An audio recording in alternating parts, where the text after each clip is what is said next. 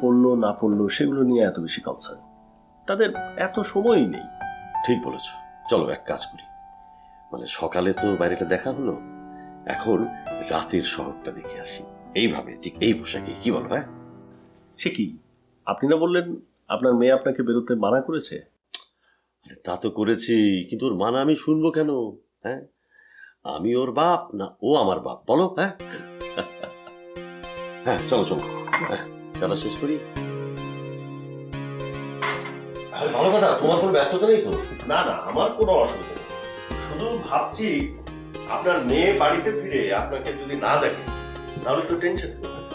Tension করবে না, tension দেবে, এমনও হতে পারে যে আমার বাড়ি থেকে বেরোনোই বন্ধ করে দেবে। তার চেয়ে বরং এক কাজ করি, একটা ওই নোট লিখে রেখে যাই, বুঝলে? মানে বাড়িতে এসে নোট দেখলে পরেই তখন বুঝবে যে আমরা কোথায় আছি, গেছি বাইরে।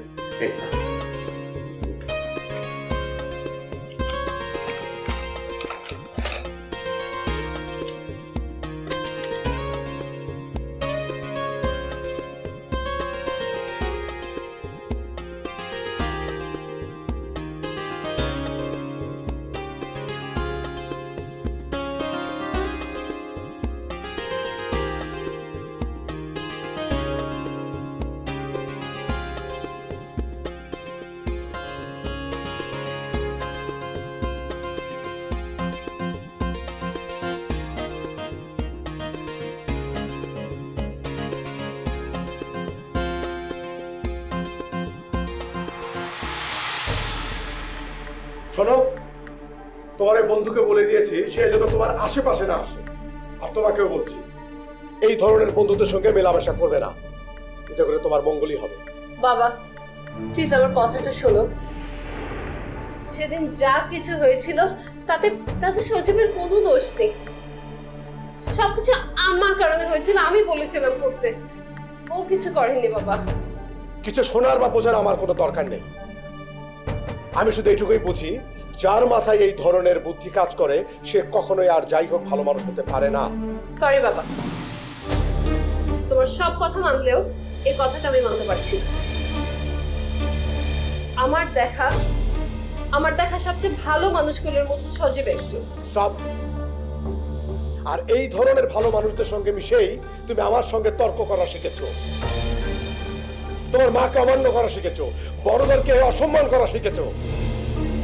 বাবার সঙ্গে তর্ক করা, মাকে অমান্য করা, মুরব্বীদেরকে অসম্মান করা, এই তোমার ভালো মানুষদের কাজ।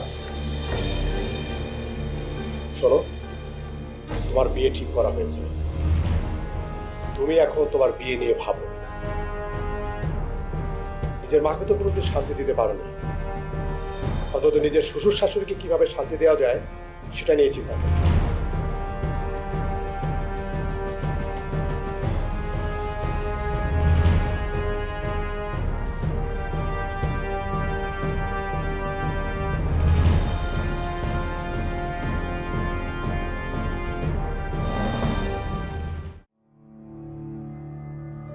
আন্টি বিশ্বাস করেন, আমি সেদিন এত কিছু ভেবে কাজটা করিনি। আমি মানছি আমার ভুল হয়ে গেছে।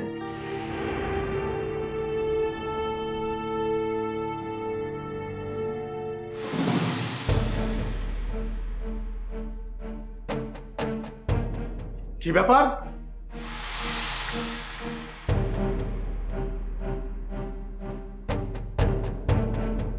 তুমি এখন এখানে বসে আছো, তোমার কি ভয় ডর লজ্জা কিচ্ছু নেই? আর তুমিও বসে বসে ওর কথা শুনছো?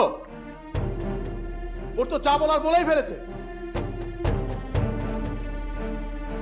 তুমি যদি এক করে এ বাড়ি থেকে না যাও, আমি কিন্তু পুলিশ ডাকতে বাধ্য হব।